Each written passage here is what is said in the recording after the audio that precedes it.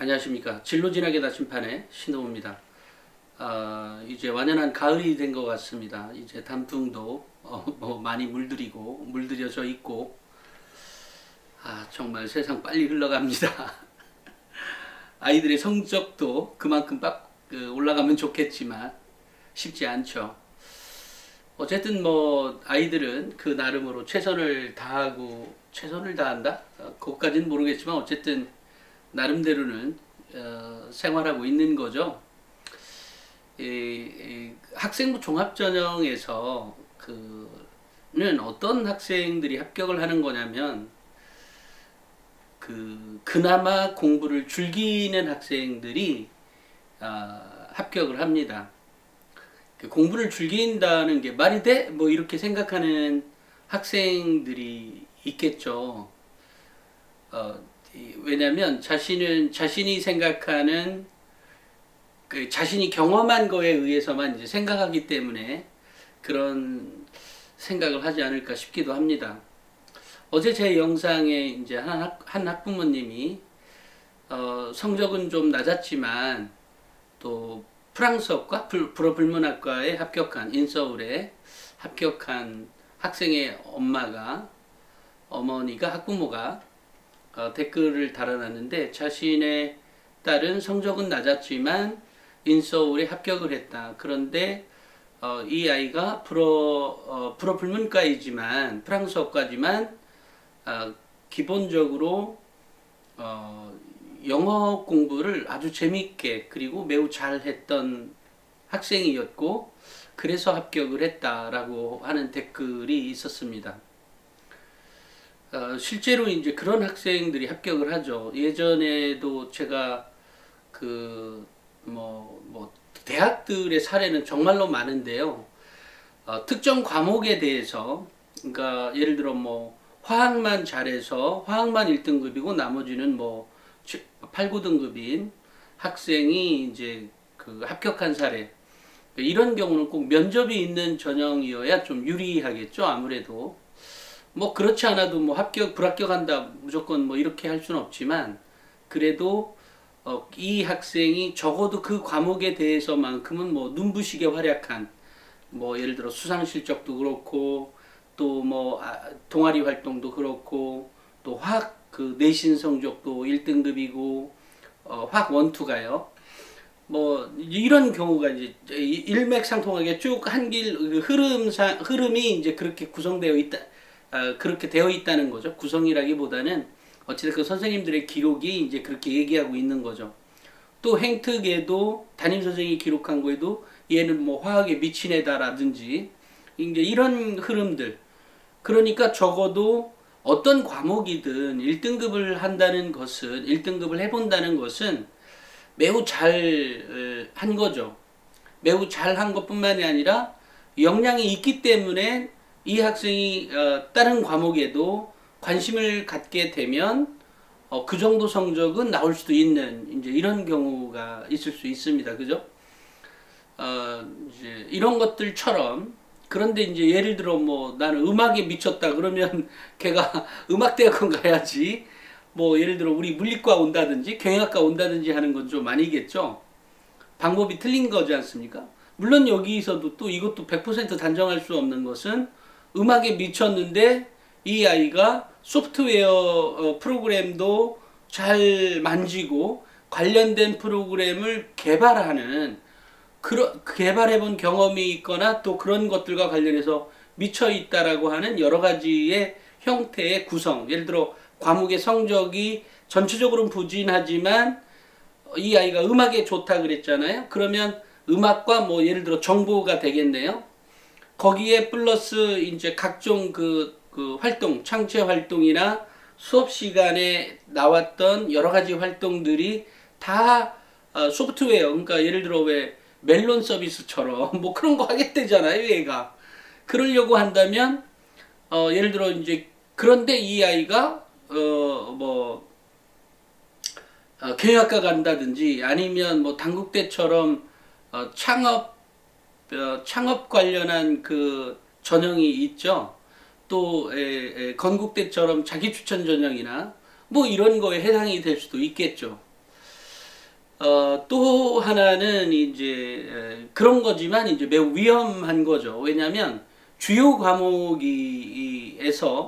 아닌 예를 들어 정보라고 하는 특정한 부분에서의 그러니까 정보라고 하는 것과 음악이라고 하는 특정한 거기 때문에 아예 그런 경우 그러니까 이게 뭐 꼭 작전을 짜라는 게 아니라 결국은 그 안에서 학교 생활하는 동안에 그 학생이 느끼고 배우고 느끼고 하는 것들에 대한 종합체를 평가하는 것이 학생부 종합전형이기 때문에 공부 자체를 즐기라는 거죠. 그것이 어떤 것이든. 다만 그 즐기는 정도가 바로 옆 친구보다 조금만 더가 아닌, 왜냐하면 경쟁이라고 하는 건 바로 옆에 친구하고 경쟁하는 것이 아니라 전국 단위에서 모집을 하는 거기 때문에 그보다 더 미친 애들이 또 어딘가에 있을 수 있거든요. 이제 그런 거기 때문에 그러니까 자신의 좋아하는 거에 더 많이 더 들어가서 하라는 거죠. 더 많이 미치라는 거죠. 그것과 관련해서. 그러니까 미친다는 말은 꼭 즐긴다는 말과 이제 그 조금 더 연장선상에서 볼 수가 있겠죠. 이런 것처럼 공부는 즐겨야 한다. 그런데 이제 이것이 학생의 역량의 정도에 따라서 공부 하기 싫어 뭐 이러면서 하는 경우 많이 있죠. 당연히 하기 싫을 수 있습니다. 그것을 잘 극복해서 전체 과목을 올린다든지 하는 것도 좋지만 특정한 분야에서 집중적으로 자신이 좋아하는 과목에서만큼은 적어도 성적을 올려보는 그런 노력들, 그 다음에 나머지 과목들도 그렇게 한번 노력해보는, 그럼에도 불구하고 너무너무 하기 싫은 그런 거라면 뭐 좀 닫아놓고 자신이 좋아하는 거에 더 몰입을 해보는 것도 한 가지 방법이다. 물론 여기에서는 기본적으로 우리는 학생들에게 확산적 사고를 요구합니다. 그것은 뭐 학생이기 때문에 더더욱 그렇기도 하고요. 우리 어른들도 마찬가지로 뭐 하나에 미쳐 있다면 바로 옆에도 좀 보고 살지 뭐 이렇게 말하는 것처럼 이제 결국 학문이라고 하는 것은 물리학과를 가지만 인문학적 사고가 출중한 학생, 이런 사람들이 뭐 대학 교수가 나와서 강의하는 거 하는 거 보면 분명히 저 사람은 물리학과 교수인데 인문학적 지식이나 사고도 꽤 깊은 분들을 보면 참 존경스럽다라고 생각이 들죠. 결국은 학문은 이제 한 가지 길로 통한다라고 하는 거하고 마찬가지죠.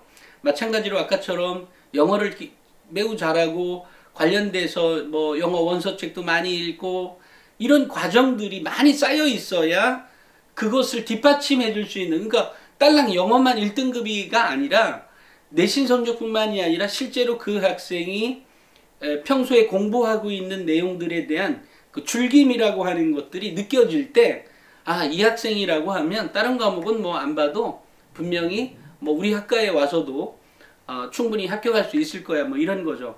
예를 들면 뭐 불어불문과라고 했지만 영어 어순과 이제 프랑스 어순이 같겠죠? 같을 겁니다, 아마. 그러면 역시 이제 이러면 영어를 이 정도로 좋아하고 이렇게 했다면 우리 불어불문과 와서도 이렇게 해낼 수 있겠구나, 이런 생각을 갖게 되죠.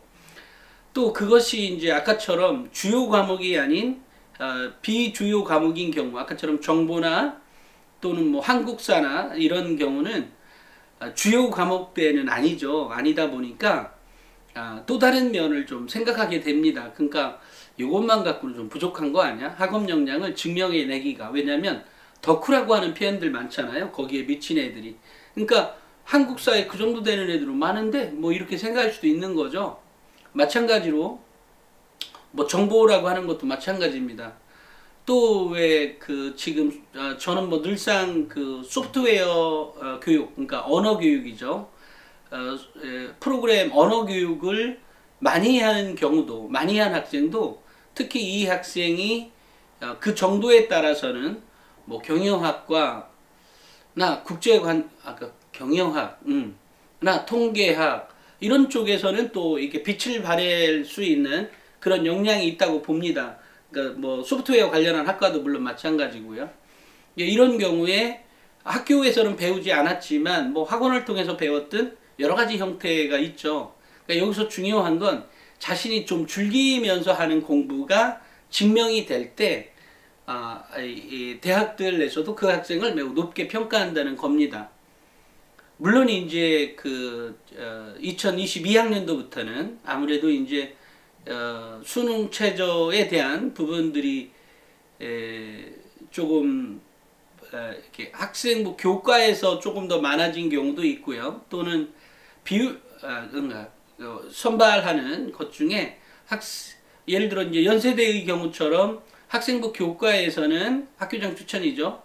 학생부 교과 전형에서는 수능 최저가 없지만 학생부 종합 전형인 활동 우수형이나 국제형 같은 경우는 이제 수능 최저를 다시 도입을 했죠.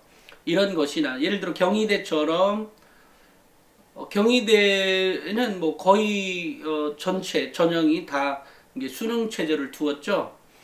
뭐 이런 것들처럼 수능 최저가 도입된 부분이 많이 있어요. 그러니까 앞으로 그 특히 이제 이런 경향은 수능에서 상위 15개 대학에서 보통 한 40% 이상을 선발하기 때문에 이제 수능은 아주 기본적인 공부를 해야 되는, 그러니까 좀 최상위권, 그러니까 상위권 대학을 들어가려고 하면 수능 공부 역시 어느 정도 해야 되는 그런 것으로 지금 되어 있다. 그러니까 그렇게 2022학년도, 그러니까 현재 고등학교 2학년의 경우에는 그렇게 되어 있다라고 생각합니다. 제가 다음 시간에는 상위권 대학들의 그 수능 최저의 영향력, 또 수능에 대한 영향력 정도에 대해서 언제 한번 말씀해 드리도록 하겠습니다. 그것은 제가 책을 지금 이제 다 써서 원고는 넘겼지만 몇 개 더 수정할 부분이 있어 다시 보다 보니까 그 수능 최저 영향력이나 이것과 관련한 분석법 내지는 어쨌든 어떻게 적용해야 되고 또 어떻게 공부를 해야 되고, 그러니까 이제 수능도 어느 정도 공부를 해야 되는, 또 수능 최저도 어느 정도 맞춰야 되는 이런 부분이 있거든요. 그러면 뭐 두 개의 4등급 내지는 5등급, 인문계열이라면 두 개의 4등급 이내, 그 다음에 이제 그 자연계라면 두 개의 5등급 이내, 내지는 뭐 고려대 같은 경우는 3개나 4개의 6등급 내지는 뭐 7등급 뭐 이런 식으로, 또는 두 개의 5등급 이런 식으로 되어 있는 학교들이 많이 있어서 이제 수능 영향력, 이 수능도 어느 정도 공부를 해야 되는 추세로 되어 있다. 이제 그런 학교가 있는가 반면에 한양대처럼 아예 수능 최저가 없는 대학도 있죠. 그러니까 전략적인 선택을 좀 잘 해야 될 거라는 생각을 합니다. 근데 어찌됐건 학생부 종합전형은 여전히 매력적인 전형이기 때문에 준비를 한다는 그 자체는 좀 즐기면서 해라. 이게 즐기면서 한다는 말은 곧 쉬면서 하라는 의미이기도 합니다. 그래서 미쳤다 그래서 그거에 뭐 언제 그동안에 미치겠어요. 즐기면서 하다가 미치는 거니까 결국은 공부를 즐기도록 하는 거. 그러니까 즐기려면 어느 정도 쉬는 타이밍도 필요하게 된 거죠. 그러니까 경쟁에서 이런 거죠. 우리가 뭐 수영 경기가 있고 육상 경기가 있고 뭐 또 뭐 여러 가지 경기 중에 특정 한 가지만 잘할 거냐, 아니면 다른 거를 어느 정도 보충하면서도 잘할 거냐, 이런 부분이 남아 있죠.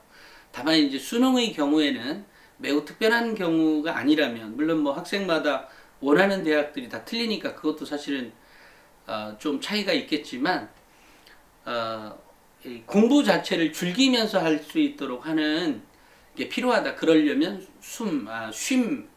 쉬는 휴식이라고 하는 것도 적절하게 하면서 또 공부해야 되는 것도 있어서, 그렇게 얘기하면 참 노는 것도 공부네요. 그렇게 따지면.